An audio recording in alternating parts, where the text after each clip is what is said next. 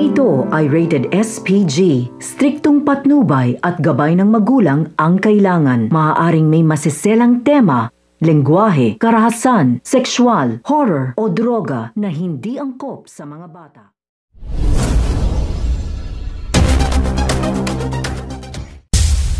Handang-handa na nga ang buong Black Ops sa utos nga nito ni Albert sa kanila upang tugisin na nga itong si Cardo. Susugod na nga sila sa loob nga ng Hotel de Oriente upang tapusin na nga ang laban nila dito kina Cardo at sa mga Task Force Aguila. Wala na nga pakialam itong si Albert de Bella sa mga taong naroroon dahil gustong-gusto na nga nitong paghigantihan nga itong si Cardo Dalisay.